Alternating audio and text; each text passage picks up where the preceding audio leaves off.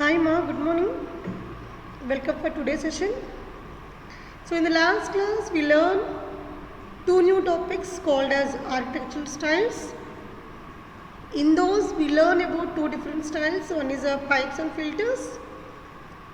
One more is the OAD or in terms of abstraction types. So pipes and filters nothing but a component and the connector. So every architectural style is a combination of four factors. One is component, next one is a connector, third one is a constraint, and last one is a topological order. Okay, so we have to verify all these factors in every filter. So we learn about two concepts, pipes and filters. In that, filter is a component and pipe is a connector. Okay. So, and next, in this OOD concept, OOPS concept, the object is a component and the operators or the functions or the streams are nothing but the connectors. Okay, now, so today we are going to learn about third one called as event-based implicit invocation. What is it? Event-based implicit invocation. Hope you remember the word called as event-based. What is the event-based, Rama? An event is the one which will do its work based upon some condition or constraint. So in the previous two styles there are no constraints we learn, but here we comes under a constraint. Just if you go on through a lot of events happening every day. For example, whenever there is a deadline for the time or time constraint to join the class, we are going to join. That is event occurring. That is a time coming. Time event. Okay. Whenever the sensors are sensing above temperature, it is going to notify to the temperature system. That is one event. Okay. See, whenever the traffic signals are crossing by any person, automatically the traffic police will stop him because he met an event. What is event? Crossing his limits in terms of speed. Right. So lot of events will occur. So if you want to flow your data or process your data based upon some event, then what is the style we have to use? What are the advantages we have with this? We have to verify that. Okay. So where will this event will occur, ma? This event will occur in terms of procedures in modules only. Right. In modules only this event occur, not anywhere. So one module will invocate another module. So this here we have to remember a word called as the implicit. What is the implicit means? Internally. No need to invocate externally. So whatever the condition it is going to occur in its program or the module, automatically the event will happen. The event is going to be depends upon its own or maybe depends upon other modules. If it is there for the other modules, they have to convey the same to the any other methodology. For example, I want to swap two numbers if and only if whenever the two numbers are positive numbers. Means my event condition is if A is greater than 0 and B is greater than 0, then only I will invoke a function called as a swap. The swap will function invoke any other function to swap two numbers, and this function will give result to the calling function. Right, ma? So this is the methodology happening. This method, this is one type of style of data processing. Right? Let us see what will happen. Suitable for application that involve loosely coupled collection of components. Why we have to use the word loosely coupled? The loosely coupled is a one which are not bounded for one central repository or one central condition. They have their own conditions, they have their own events. Okay, if it is so, every module have its own right to invoke an event. That is called as a loosely coupled systems. Okay, next. So particularly useful for application that must be reconfigured on the fly. Yes, whenever the event occur, it have to occur mandatorily without deviating from the concept. If it is so, then we can say called as a on the fly. So if event occurred but you are not able to perform that operation, is it on the fly? No.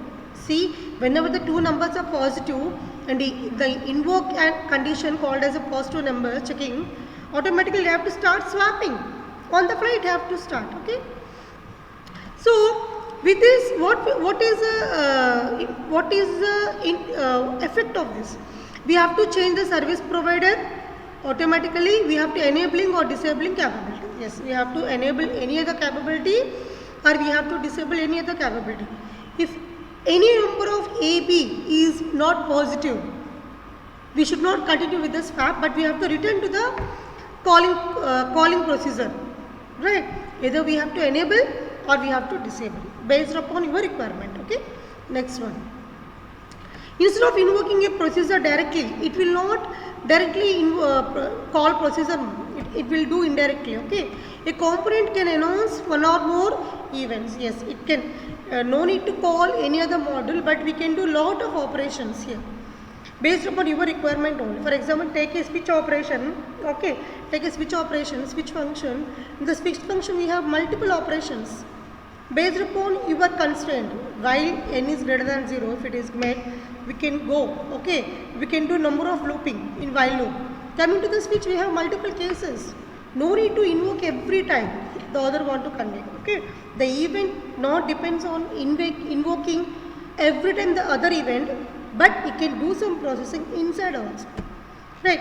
Other components in the system can register an interest in the event by associating a procedure within the event. It can associate a procedure the same event or broadcasting the same to the other events, or it can invoke any other procedures by broadcasting the message, means calling the functions, okay. An event announcement implicitly causes the invocation of procedure in other modules. There is a implicit invocation is there is a possibility of calling the other procedures also, which is said previously. If you see this, we have some procedures here. If they want to communicate with any other procedure, we have to broadcast. We have to broadcast that information to the other procedures in terms of calling, returning functions, okay. So what are the invariants we have? How it is going to be differ from other methodologies? This event based invocation. See this here. Announcers who will start the event don't know about what is happening in the other events, don't know about the order of the events, don't know about the effect of the events, but just we want to invoke an event, that's it. Just we want to invoke an event, that's it, okay. So components cannot make assumptions about the order of the processing, we don't know. See, the module functionality will differ from other module functionality. One module may not reflect the effect to the another. It depends upon your requirement, I repeat. It depends upon your requirement, okay. You can change the swapping of values in your own function, or you can call any other function swapping the values and return the values to me. It depends the writing of the code or implementation, right, okay. So an invocation of any methodology, maybe don't know the order of the processing and also what processing will occur, we don't know. Without knowing that, we can start our event occurring concept, that is we want to convey. No need to know all the information, but just go on with your function methodology, that's enough to you, okay. Next, see simple invocation examples. We have lot of examples, ma'am. See, everything is event only in our daily life.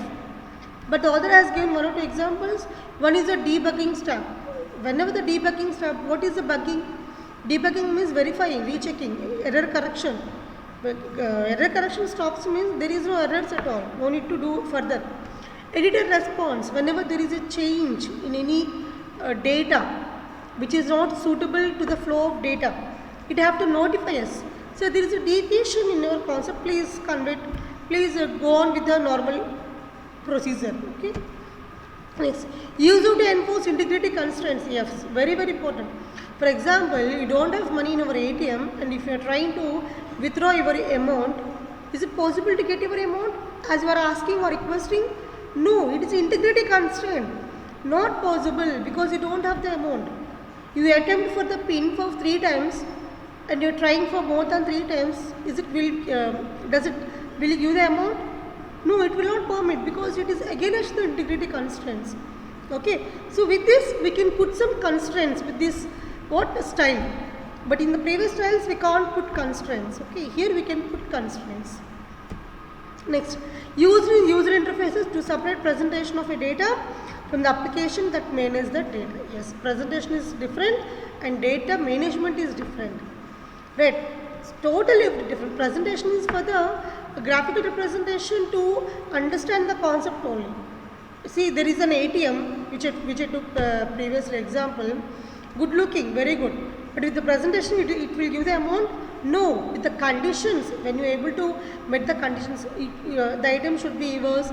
You should know the PIN number. You should have the minimum balance. Then only you can withdraw some amount. Okay, so both are not same, right?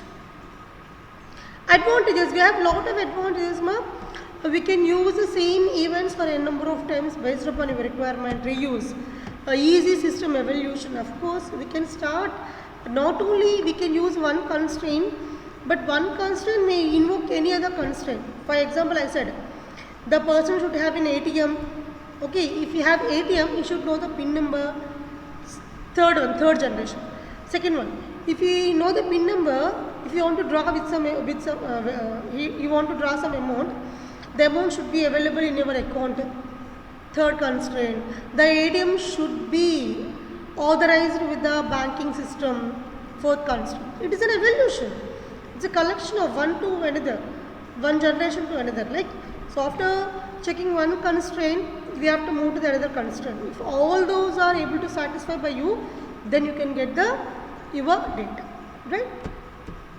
So, coming to the disadvantages means it is not applicable to all the applications. For example, if you, for example, you want to grocery, okay, you went to grocery and you want a quality item, the best quality item in the grocery. Can you able to find out? You wrote a code to the robot. The robot have to go to the grocery and have to get some provisions. You said in your code that you should get the better quality grocery to my house. Is it possible by the robot? Not possible, no? So everywhere we can't imply this event-based constraints or event-based style. See this. When a component announces an event, it has no idea what other components will respond to it. Yes, I am requesting for the better quality, but it is not responding. We don't know what it will respond. It cannot rely on the order in which the responses are invoked. Of course, I am asking some grocery owner to give some items in order, but he is giving randomly. That is a possibility is there. He cannot know when responses are finished. We don't. So it depends. It depends upon the methodology you have taken. The response time you have been restricted. Okay. So it's not possible to give pure constraint to apply pure constraints on some requirements. We should be lenient. Okay, it should be lenient. Right, ma? So this is for today, a small video for today, small topic called as event-based implicit invocation. So tomorrow we will finish the second unit, ma. I will convey two topics. That is, one is layered concept, one is the repository concept. Okay, na? Right. So till then, bye, ma. Bye.